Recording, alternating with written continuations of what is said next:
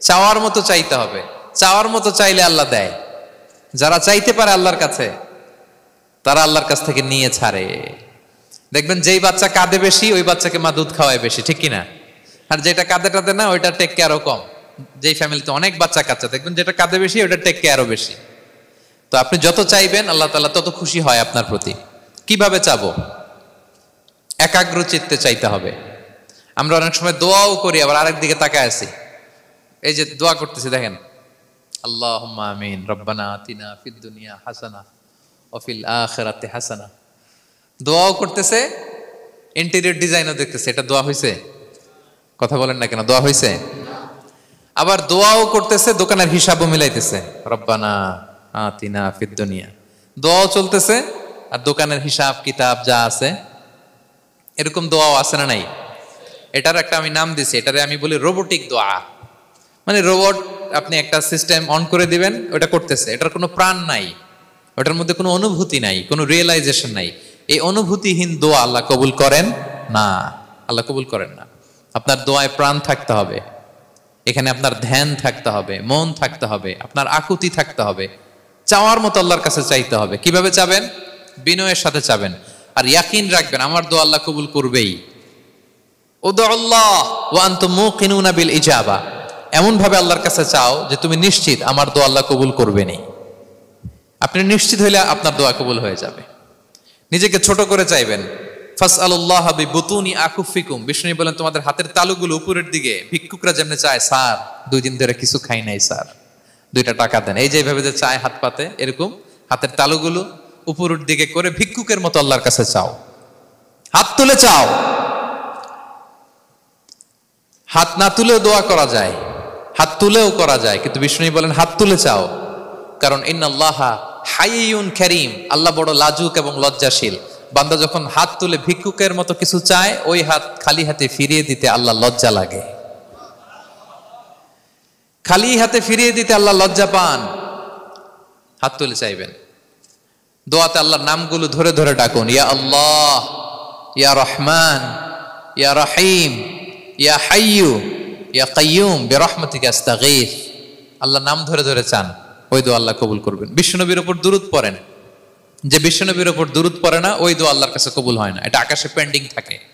কুল্লু দুআ মুআল্লাক মাহজুব বাইনাস সামাই ওয়াল আরদি মা লাম ইউসাল্লা আলাইয়া। বিষ্ণু বলেন সব দোয়া আকাশে পেন্ডিং থাকে যতক্ষণ না আমার উপর দুরূদ পড়া না হয়। মোবাইলে দেখবেন ব্যালেন্স না থাকলে মেসেজ পাঠালে কি হয়ে থাকে, ওইটা পেন্ডিং, আবার টপ আপ করলেই সেন্ট। তা আপনি যে বলেন হুজুর আমার দোয়া কবুল হয় না, কেন হয় না বলছেন এবার? হ্যাঁ, নবীর উপর দুরূদ পড়েন নাই তো। আল্লাহুম্মা সাল্লি ওয়া সাল্লিম ওয়া বারিক আলাই। শুরু করবেন বিশ্ব নবীর উপর দুরূদ দিয়ে, মাঝেও পড়বেন, শেষেও পড়বেন, আগেও পড়বেন, পরেও পড়বেন। আপনার দোয়া কবুল করবে কে? একাগ্র চিত্তে চাইতে হবে আল্লাহ তাআলার কাছে। ইফতারির আগে দোয়া কবুল হয়, দোয়া করবেন। বৃষ্টি যখন পড়ে দোয়া কবুল হয়, দোয়া করবেন। আর দুআউ মুস্তাজাবা বাইনাল আযানি ওয়াল ইকামা, আযান ইকামতের মাঝখানে দোয়া করলে দোয়া কবুল হয়। আম্মা আব্বা দোয়া করলে দোয়া কবুল হয়। হজ থেকে যে রিসেন্ট ফিরে আসছে তার কাছে যে দোয়া চাবেন, দোয়া করলে দোয়া কবুল হয়। খাতমুল কোরআনের পরে দোয়া করলে ওই দোয়া কবুল হয়। মাজলুম দোয়া করলে ওই দোয়া আল্লাহ ফেরায় না। কোরআনে আল্লাহ তাআলা বলেছেন ওয়াসজুদ ওয়াকতারিব, যদি তোমরা আমার কাছে আসতে চাও তাহলে তোমরা সিজদায় লুটিয়ে পড়ো। তাহলে ফর্মুলা পেয়ে গেছি না? আল্লাহর কাছে যেতে হলে সিজদায় লুটিয়ে পড়তে হবে। আপনি সিজদায় চলে গেলেন তো আল্লাহর কাছে চলে গেলেন। আপনি যখন সেজদা দেন মনে হয় যে আপনি কার্পেটের উপর সেজদা দিয়েছেন, মনে হয় জায়নামাজে সেজদা দিয়েছেন, মনে হয় মসজিদের টাইলসে সেজদা দিয়েছেন, কিন্তু আসলে আপনার সেজদাটা আল্লাহর কুদরতি পায়ের উপরে গিয়ে পড়েছে। ওয়াসজুদ ওয়াকতারিব, আল্লাহ বললেন সেজদা দাও, সেজদায় লুটিয়ে পড়ো, আমার কাছে চলে আসো। এবং হাদিসে বিষ্ণু ইসলাম বলেছেন আকরাবু মা ইয়াকুনুল আবদু মির রাব্বিহি ওয়া হুয়া সাজিদ ফাআকসিরু ফীহি দুআ। বান্দা যখন সেজদায় চলে যায় তখন বান্দা আল্লাহর সবচাইতে কাছে চলে যায়। ফাআকসিরু ফীহি দুআ, তাই ওই সময়টাতে তোমরা বেশি বেশি দোয়া করো, আল্লাহর কাছে চাও, কারণ এটা একটা মাহেন্দ্রক্ষণ। কি বলেন? সেজদায় যখন চলে গেলাম আল্লাহর সবচেয়ে কাছে চলে গেলাম। বিষ্ণু শিখালেন এই সুযোগটা কাজে লাগাও, তখন বেশি বেশি কি করো? দোয়া করো। দীর্ঘ সময় সেজদায় পড়ে থাকার জন্য বিষ্ণু ইসলাম আমাদেরকে উৎসাহিত করেছেন। দীর্ঘ সময় তিনি সেজদা দিতেন। বিষ্ণু ঈসা ইসলামের সেজদাগুলো কি আমাদের সেজদার মতো ছিল ভাই? আম্মা জান আয়েশা রাদিয়াল্লাহু তাআলা আনহা বলেন, বিষ্ণু ঈসা ইসলামের তাহাজ্জুদের নামাজের এক একটা সেজদা ছিল এরকম, কোরআনের 50টা আয়াত তেলাওয়াত করতে যত সময় লাগে বিষ্ণু ঈসা ইসলামের এক একটা সেজদা ঠিক ততটা লম্বা ছিল। এত দীর্ঘ সময় বিষ্ণু ঈসা ইসলাম সেজদায় পড়ে থাকতেন। তো বিষ্ণু বলেছেন, তুমি যখন সেজদায় পড়ো আল্লাহর সবচেয়ে কাছে চলে যাও, সো ওই টাইমটাতে দোয়া করো। কি দোয়া করব? বিষ্ণু ঈসা ইসলাম সেজদায় পড়ে তাসবিহ পড়তেন, সুবহান রাব্বিয়াল আ'লা, সুবহান রাব্বিয়াল আ'লা। এর অর্থটা খুব সুন্দর। এর অর্থটা আপনারা জানেন? সুবহান রাব্বিয়াল আ'লা মানে আমি আমার রবের পবিত্রতা ঘোষণা করছি, যিনি হচ্ছেন আল আ'লা, সর্বোচ্চ, সবচেয়ে বড়, তার চেয়ে বড় কেউ হতে পারে না। আরবিতে আল আ'লা শব্দের অর্থ হচ্ছে সবচেয়ে উঁচু, সবচেয়ে বড়, সর্বোচ্চ, এটাকে বলে আ'লা। আর আরবিতে সবচেয়ে খাটো, সবচেয়ে নিচু, সবচেয়ে নিম্নে, এটার আরবি হচ্ছে আল আসফাল। এটাকে কি বলে? আল আসফাল। আল্লাহ তাআলা কোরআনে বলেছেন, ইন্নাল মুনাফিকিনা ফিদ দারকিল আসফালি মিনান নার, মুনাফিকেরা জাহান্নামের একেবারে নিচে থাকবে, নিচে। তাহলে সবচেয়ে নিচু অবস্থানকে বলে আসফাল, আর সবচেয়ে উঁচু অবস্থানকে বলে আ'লা। আওয়াজ করে বলুন, সবচেয়ে উঁচু অবস্থানকে বলে। আমরা ওইটাই বলি আল্লাহকে, সুবহান রাব্বিয়াল আ'লা, আমি আমার রবের পবিত্রতা ঘোষণা করছি, যিনি আ'লা, সর্বোচ্চ। আচ্ছা, একটু খেয়াল করে বলেন তো, তিনি যখন আ'লা তখন আমাদের অবস্থাটা কি? সেজদা মানে হচ্ছে আমার কপাল, আমার নাক, মানুষ তার দেহের সবচাইতে দামি অঙ্গ মাটিতে ঘষতে শুরু করে ওই টাইমে, ঠিক কিনা? মানে আমার ইগো, আমার অহংকার, আমার দাম্ভিকতা সবকিছু ঝেড়ে ফেলে দিয়ে আমি আমার সর্বোচ্চ সাবমিসিভনেস, লয়ালটি, আনুগত্য, হাম্বলনেস, বিনয় আল্লাহর কাছে দেখাচ্ছি। সেজদায় আমরা যত ছোট হই এর চেয়ে ছোট আর হওয়া যায় না। সেজদায় আমরা যতটা বিনয়ী হই, একটা মানুষ এর চেয়ে বিনয়ী আর হতে পারে না। এই তো নামাজ শুরু করলাম, আল্লাহু আকবার, এরপর রুকুতে জাস্ট বো ডাউন আর হেড, মাথা একটু ঝুঁকালাম, আর সেজদায় একেবারে মাথাটারে কি করলাম? মাটিতে মিলিয়ে দিলাম। তার মানে আমি চলে গেলাম আসফালে।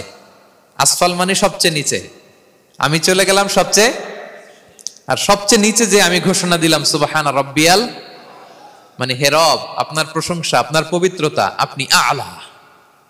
আল্লাহ, আমি আর নিজেকে এর চেয়ে তুচ্ছ করতে জানি না, এর চেয়ে ছোট আর করতে পারি না, আমি আমার নিজেকে উজাড় করে দিলাম, সবচেয়ে ছোট, তুচ্ছ, নগণ্য করে আপনার সামনে উপস্থাপন করে আমি ঘোষণা দিচ্ছি সুবহান রাব্বিয়াল আ'লা। পবিত্রতা সেই রবের যিনি আ'লা, সর্বোচ্চ। সুবহানাল্লাহ পড়েন। তাহলে সিগনিফিকেন্সটা বুঝতে পারছেন কেন বিষ্ণু ইসলাম এটা পড়তেন সুবহান রাব্বিয়াল আ'লা? কারণ আমি থাকি সবচেয়ে আসফালে, নিচে, আর তখন আমি ঘোষণা দেই, glory be to Allah the most high, the most high, the most high, আ'লা। আল্লাহ, আমি একেবারে নিচে, কিন্তু তুমি হচ্ছে আ'লা। মজার ব্যাপার হচ্ছে, সেজদায় আপনি যত নিচেই থাকেন না কেন, মাথা নাক নিচু করে ফিসফিস করে যাই বলেন না কেন, এটা মুহূর্তে আল্লাহর আরশে চলে যায়। আপনি নিচু হবেন কিন্তু কথা চলে যাবে আল্লাহর আরশে। এজন্য বিষ্ণু ইসলাম বলতেন, মান তাওয়াদা তারাফা, যে নিচু হয় আল্লাহ তারে টেনে উপরে উঠায়। আপনি সেজদা দাও মানে কি? নিচু হওয়া, ছোট হওয়া। তো বিষ্ণু ইসলাম বলেছেন, বেশি বেশি সেজদা দাও, তাহলে আপনার মর্যাদা, সম্মান বাড়াই দিবে কে? সম্মানিত ভাইয়েরা, আমরা শুধু সেজদায় যে সুবহান রাব্বিয়াল আ'লা এটাই পড়ি, 3 বার শুধু এটাই পড়ি, কিন্তু বিষ্ণু ইসলাম সেজদায় যে আরো অনেক দোয়া পড়তেন, সেগুলো কি পড়েন আপনারা? বিষ্ণু ইসলাম সুবহান রাব্বিয়াল আ'লা এর পাশাপাশি তিনি সিজদায় যেয়ে পড়তেন সুবহানাকা আল্লাহুম্মা রাব্বানা ওয়া বিহামদিকা আল্লাহুম্মা গফিরলি। এটা জানি না আমরা অনেকে। সুবহানাকা আল্লাহুম্মা রাব্বানা ওয়া বিহামদিকা আল্লাহুম্মা গফিরলি এর অর্থ হচ্ছে, হে আমার রব, আপনার পবিত্রতা ঘোষণা করছি, আপনার প্রশংসা আমরা করছি, আল্লাহ আপনি আমাকে ক্ষমা করে দেন, আল্লাহুম্মা গফিরলি। এই দোয়াটা বিষ্ণু ইসলাম পড়তেন। এছাড়াও বিষ্ণুই পড়তেন সুবহুন কুদ্দুসুন রব্বুল মালাইকাতি ওয়ার রূহ, সকল ফেরেশতাদের অধিপতি রব, সবচেয়ে বড় ফেরেশতা যার 600 পাখা, জিবরাইলের রব, সেই রবের প্রশংসা আমি করছি। তিনি সুবহুহ, তিনি কুদ্দুস, তিনি মহাপবিত্র, the most pure, the most high. এভাবে বিষ্ণু ইসলাম আল্লাহর প্রশংসা করতেন। তিনি আরো পড়তেন আল্লাহুম্মা গফিরলি যুনুবি কুল্লাহ দিক্কাহু ওয়া জুল্লাহ আউওয়ালাহু ওয়া আখিরাহ আলানিয়াতাহু ওয়া সিররাহ। আল্লাহ আপনি আমার গুনাহ মাফ করেন, ছোট গুনাহ, বড় গুনাহ, প্রকাশ্য গুনাহ, গোপন গুনাহ, ইচ্ছায় করেছে যে গুনাহ, অনিচ্ছায় করেছে যে গুনাহ, আল্লাহ সব গুনাহ আপনি মাফ করে দেন। সিজদায় লুটিয়ে পড়ে বিষ্ণু ইসলাম এই দোয়াগুলো পড়তেন। তো এখন থেকে সিজদায় এই দোয়াগুলো, লম্বা চূড়া দোয়া আপনারা করবেন তো?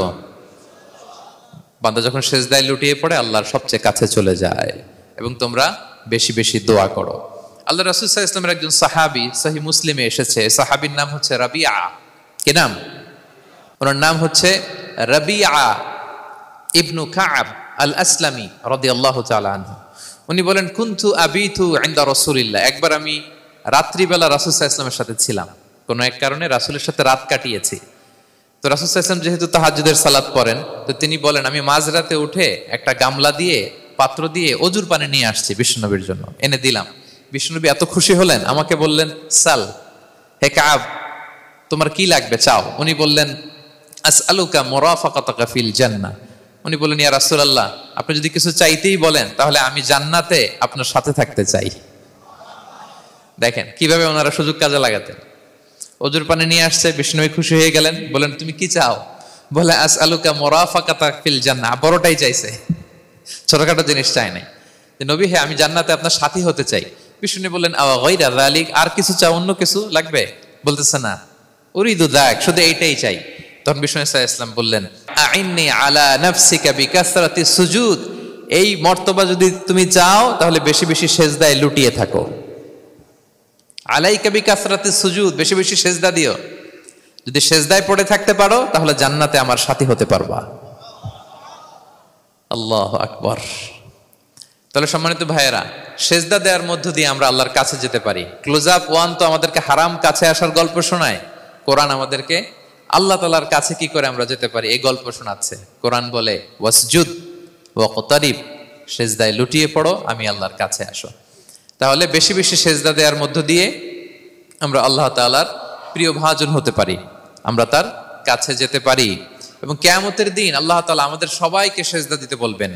সেদিন অযুত, লক্ষ, নিযুত, কোটি কোটি মানুষ, তাদের সামনে আল্লাহ বলবেন, আমাকে সেজদা দিয়ে দেখাও। আমরা দুনিয়াতে যারা আল্লাহকে প্রাণ ভরে সেজদা দিয়েছি, আমরা সেদিন আল্লাহু আকবার বলে সেজদায় লুটিয়ে পড়ব। কিন্তু যারা সেজদা দেয় নাই, অথবা যারা লোক দেখানো সেজদা দিয়েছে, তারা সেজদা তো দূরের কথা, ওদের পিঠটাই বাঁকা করতে পারবে না। আল্লাহ বলেন, ইয়াউমা ইউকশাফু আন সাকিন ওয়া ইউদআউনা ইলা সুজুদি ফালা ইস্তাতিউন।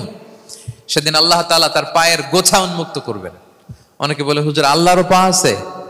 আছে, আল্লাহ তাআলারও পা আছে, কিন্তু এই পাটা কেমন এটা আমরা জানি না, আমাদের পায়ের মতন না। লাইসা কামিসলিহি শাই, কোনো কিছু তার মতো নয়। তো তিনি কার মতো? উত্তর হচ্ছে, তিনি তার মতো। সুবহানাল্লাহ পড়বেন না? লাইসা কামিসলিহি শাই, তার মতো কিছু নাই। তো তিনি কার মতো? তিনি তার মতো। ওয়ালাম ইয়াকুল্লাহু কুফুয়ান আহাদ, তার মতো, তার সমকক্ষ কোনো কিছু নাই, তিনি তার মতো। সেদিন আল্লাহ তাআলা তার পবিত্র পায়ের গোছা, পায়ের নলা উন্মুক্ত করবেন এবং আদেশ করবেন, সেজদা দাও। আমরা সবাই আল্লাহু আকবার বলে সেজদায় লুটিয়ে পড়ব। কিন্তু যারা দুনিয়ায় সেজদা দেয় নাই, লোক দেখানো সেজদা দিয়েছে, ফালা ইস্তাতিউন, আল্লাহ তাআলা তাদের পিঠটা লোহার মতো, রডের মতো শক্ত করে দিবেন।